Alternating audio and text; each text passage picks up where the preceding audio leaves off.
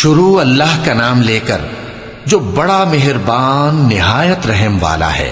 فجر کی قسم اور 10 راتوں کی اور جفت اور طاق کی اور رات کی جب رخصت ہونے لگے، اور بے شک یہ چیزیں عقل مندوں کے نزدیک قسم کھانے کے لائق ہیں، اس بات پر کہ کافروں کو ضرور عذاب ہوگا۔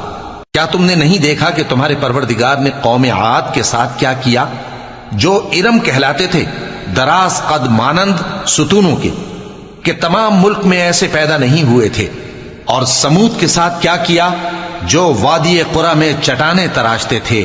اور فرعون کے ساتھ کیا کیا، جو خیمے اور میخیں رکھتا تھا؟ یہ لوگ ملکوں میں سرکش ہو رہے تھے، پس ان میں بہت سی خرابیاں کرتے تھے، تو تمہارے پروردگار نے ان پر عذاب کا کوڑا برسا دیا۔ بے شک تمہارا پروردگار طاق میں ہے۔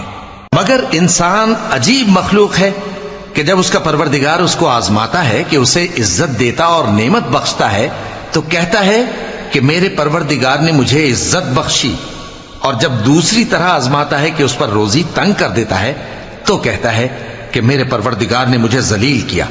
یوں نہیں، بلکہ تم لوگ یتیم کی خاطر نہیں کرتے، اور نہ مسکین کو کھانا کھلانے کی ترغیب دیتے ہو، اور میراث کے مال کو سمیٹ کر کھا جاتے ہو، اور مال کو بہت ہی عزیز رکھتے ہو۔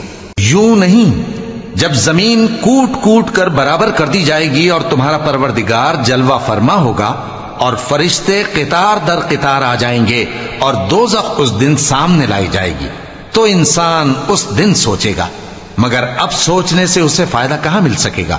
کہے گا کاش میں نے اپنی اس زندگی کے لیے کچھ آگے بھیجا ہوتا، تو اس دن نہ کوئی اللہ کے عذاب کی طرح کا عذاب دے گا اور نہ کوئی اس کے جکڑنے کی طرح جکڑے گا۔ اے اطمینان والی جان، اپنے پروردگار کی طرف لوٹ چل، تو اس سے راضی، وہ تجھ سے راضی، سو تو میرے خاص بندوں میں شامل ہو جا اور میری بہشت میں داخل ہو جا۔